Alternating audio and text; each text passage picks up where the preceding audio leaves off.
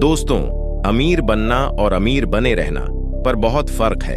अमीर बनने का तो कई सारे रास्ते हैं, लेकिन अमीर बने रहने का सिर्फ एक ही रास्ता है, वह सोच समझकर निवेश करना। तो आइए इस बात को जानते हैं दो लोगों की कहानी के थ्रू। पहला, रोनाल्ड रीड का जन्म ग्रामीण क्षेत्र में हुआ। वे अपने परिवार से हाई स्कूल पास करने वाले पहले सदस्य थे। यह इसलिए भी और अधिक प्रभावशाली है कि वे प्रतिदिन रास्ते में अन्य लोगों से लिफ्ट लेकर कैंपस जाया करते थे। जो रोनाल्ड रीड को जानते थे, उनके जीवन के बारे में बताने योग्य ज्यादा कुछ नहीं था। उनका जीवन इतना सामान्य था जितना किसी का हो सकता है। रीड ने 25 वर्षों तक गैस स्टेशन पर कारों की मरम्मत का काम की और 17 वर्षों तक फर्श पर झाड़ू लगाई। 38 वर्ष की आयु में उन्होंने $12,000 में 1-2 बेडरूम वाला घर खरीदा और अपना पूरा जीवन वहीं बिताया। 50 वर्ष की आयु में उनकी पत्नी का देहांत हो गया और उन्होंने फिर दोबारा विवाह नहीं किया। उनके एक मित्र का कहना है कि उनका खास शौक ईंधन की लकड़ी काटना था। वर्ष 2014 में 92 वर्ष की आयु में उनका मृत्यु हो गया। जब रोनाल्ड रीड का मृत्यु हुआ तब उनका कुल संपत्ति $8 मिलियन थी, या कि लगभग 60 करोड़ की संपत्ति बचाई थी। जो रीड को जानते थे वे चकराए हुए थे। उनके पास इतना सारा पैसा आखिर कहां से आया? बाद में पता चला कि इसमें कोई भी रहस्य नहीं था। न तो उन्होंने कोई लॉटरी जीती थी और न ही उन्हें यह पैसा विरासत में मिला था। रीड ने जितना संभव था उतनी बचत की और वह पैसा ब्लू चिप स्टॉक्स में लगा दिया। फिर उन्होंने कई दशकों तक प्रतीक्षा की, जब तक वह छोटा सी निवेश राशि बढ़कर $8 मिलियन में बदल गई। रोनाल्ड रीड की मृत्यु से कुछ माह पहले रिचार्ड नाम का एक और व्यक्ति कैचबरो में था। रिचार्ड फुस्कोन वह सब कुछ था जो रोनाल्ड रीड नहीं था। रिचर्ड फुस्कोन हार्वर्ड से पढ़े इस मैरिल लिंच कार्यकारी के पास MBA की डिग्री थी और उसने वित्त व्यवसाय में इतनी सफलता प्राप्त की कि लगभग 40 की उम्र में ही सेवानिवृत्त होकर एक जनहितैषी बन गया। पूर्व मैरिल CEO डेविड को मांस्की ने फुस्कोन की व्यवसाय कुशाग्रता, नेतृत्व क्षमता, उचित मूल्यांकन और व्यक्तिगत अखंडता की काफी प्रशंसा की। क्रेन्स बिजनेस मैगजीन ने एक बार उसे सफल कारोबारियों की फेनर्टी अंडर फेनर्टी सूची में शामिल किया। लेकिन फिर ठीक सोने के सिक्के उछालने वाले तकनीकी कार्यकारी की तरह सब बिखर के रह गया। 2000 के पहले दशक के बीच फुस्कोन नेग्री नविच कनेक्टिकट में एक 18,000 वर्ग फुट के घर का विस्तार करने के लिए जमकर आरण लिया। इस घर में 11 घूसल खाने, 2 एलिवेटर, 2 स्विमिंग पूल और 7 गैराज थे और इस घर के रखरखाव का मासिक खर्च $90,000 से भी अधिक था। फिर वर्ष 2008 का वित्तीय संकट आ पड़ा। इस संकट ने वस्तुतः सभी की आर्थिक स्थिति को चोट पहुंचाई। इसने फुस्कोन को प्रत्यक्ष रूप से मिट्टी में मिलाकर रख दिया। अत्यधिक ऋण और अनकदी परिसंपत्ति ने उसे दिवालिया बना छोड़ा। फिलहाल मेरी कोई आमदनी नहीं है, उसने 2008 में कथित तौर पर एक दिवालियापन न्यायाधीश को बताया। पहले उसका पाम बीच वाला घर कब्जा लिया गया। 2014 में ग्रीनविच मैंशन की बारी थी। अपनी संपत्ति दान में देने से 5 महीने पहले रिचार्ड फुस्कोन का घर, जहां अतिथि घर के अंदर के स्विमिंग पूल के ऊपर आर पार नजारे वाले आवरण पर खाने और नृत्य के रोमांच का स्मरण करते थे, उसे इंश्योरेंस कंपनी द्वारा अनुमानित लागत से 75% कम की राशि में नीलाम कर दिया गया। यह कहानी हमें सिखाती है कि रोनाल्ड रीड धैर्यवान थे और रिचार्ड फुस्कोन लालची। चैप्टर 1, कोई भी मूर्ख नहीं है। मैं आपको एक समस्या के बारे में बताना चाहूंगा। इसे जानकर आप अपने पैसों के साथ क्या करते हैं, इस बारे में बेहतर महसूस करेंगे, और दूसरे अपने पैसों के साथ क्या करते हैं, इस बारे में कम आलोचनात्मक। लोग पैसों के साथ कुछ मूर्खतापूर्ण हरकतें करते जरूर हैं, लेकिन कोई भी मूर्ख नहीं है।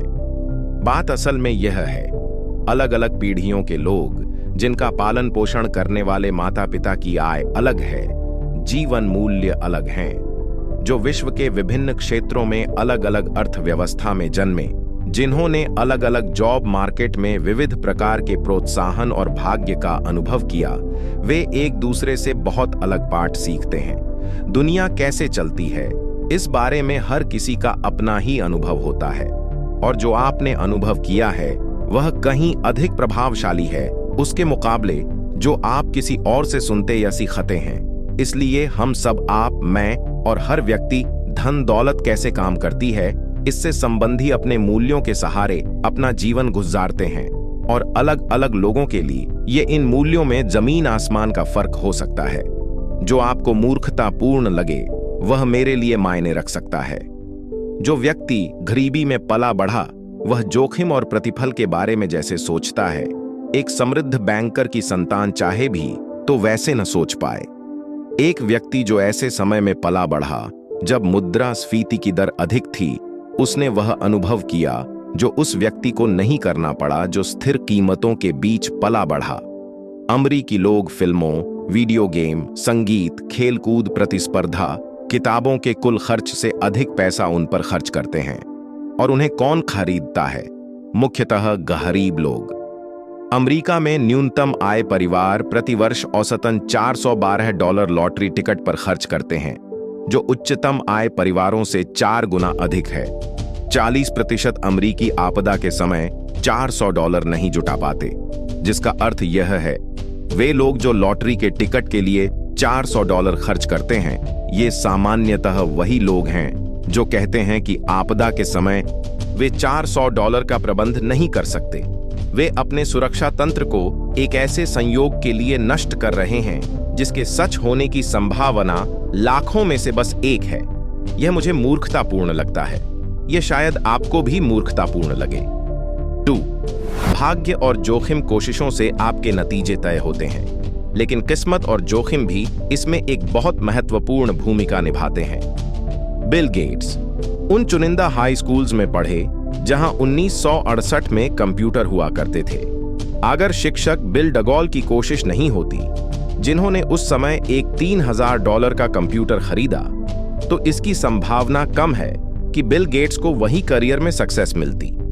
गेट्स खुद ये चीज मानते हैं कि अगर लेकसाइड स्कूल नहीं होता तो आज माइक्रोसॉफ्ट भी नहीं होता। लेकसाइड में 3 बहुत बेहतरीन कंप्यूटर स्टूडेंट्स जो आपस में दोस्त भी थे, बिल गेट्स, पॉल एलन और केंट इवांस। केंट इवांस को भी सक्सेस मिलना तय था, लेकिन उनकी ग्रेजुएशन से पहले ही एक दुर्घटना में मौत हो गई। इसे एक दुर्भाग्य के उदाहरण के तौर पर देखा जा सकता है। किस्मत और जोखिम लेना, ये दोनों वो वास्तविकता है जो हर एक की जिंदगी में उसके खुद के प्रयास के अलावा भी उसके नतीजे पर असर डालती है।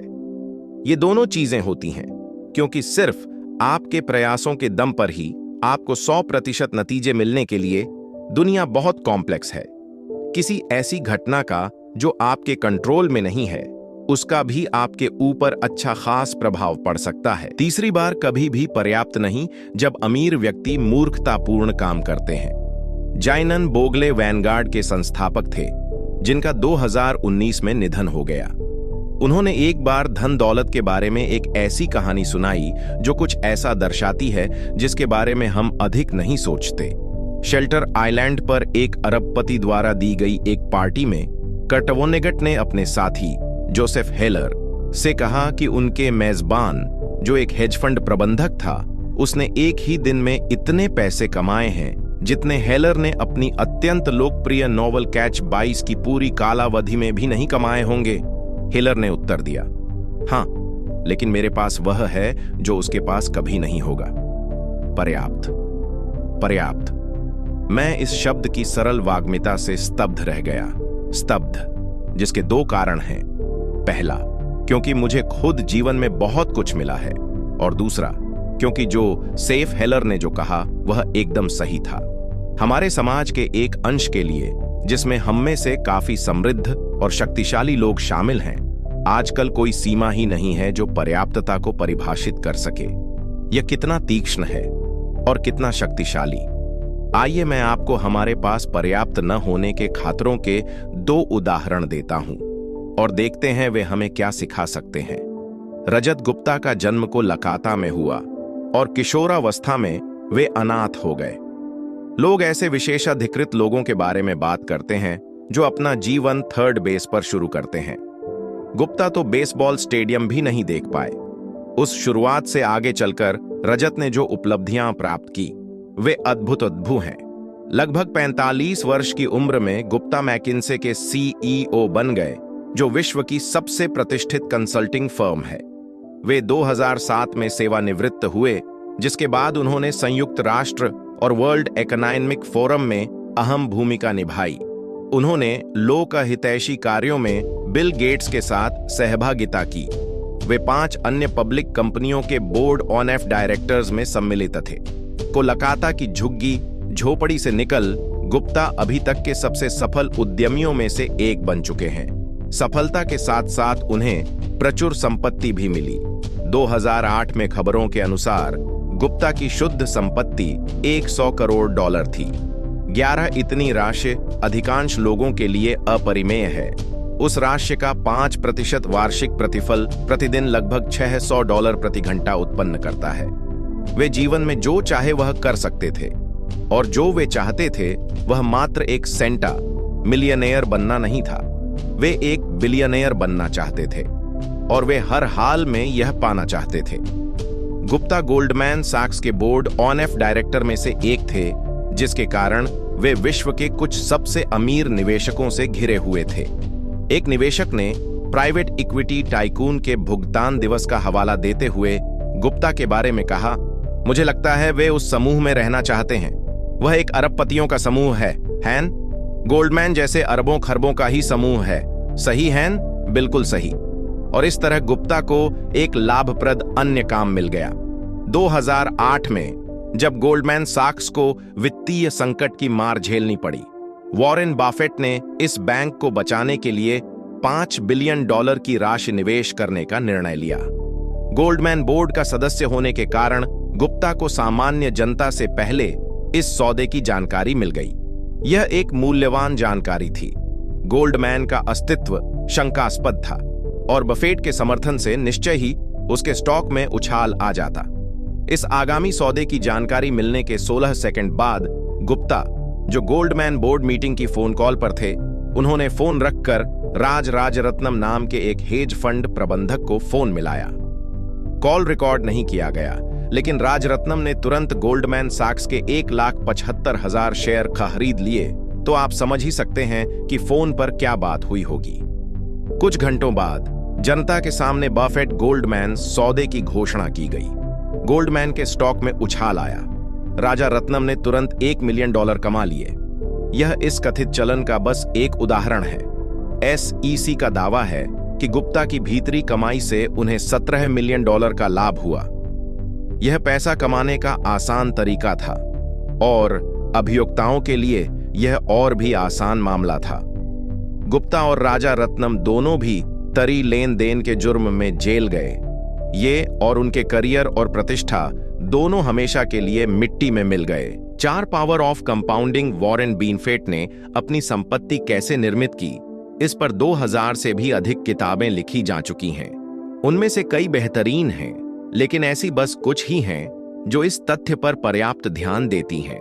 बफेट की संपत्ति सिर्फ उनके एक अच्छा निवेशक होने के कारण नहीं है, बल्कि लगभग बचपन से ही अच्छा निवेशक होने के कारण है।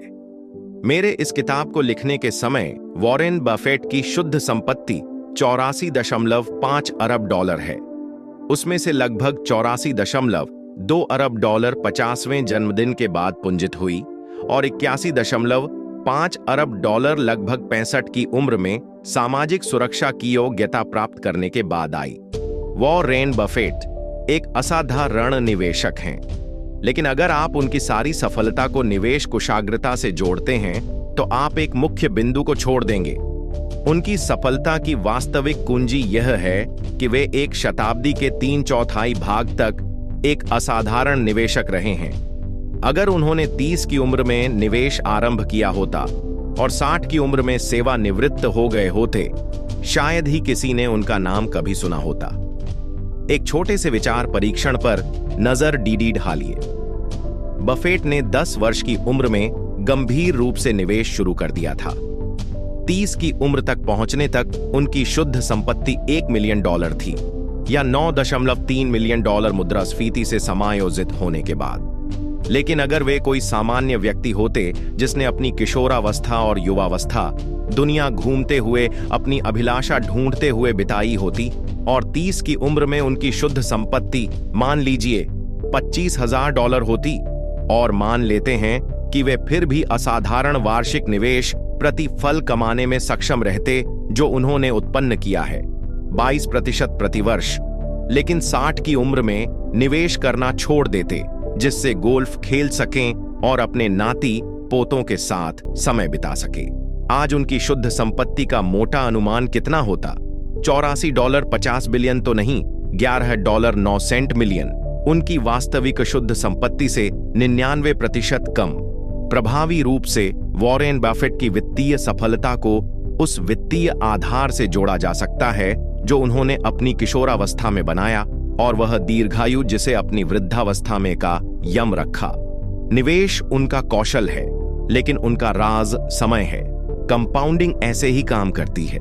तो दोस्तों, अगर आपको यह वीडियो पसंद आई हो तो लाइक और सब्सक्राइब करना न भूलें। नीचे कमेंट में बताएं कि आप किस टॉपिक पर अगली वीडियो देखना चाहते हैं। तब तक के लिए धन्यवाद और फाइनेंशियल फ्रीडम की ओर पहला कदम उठाइए।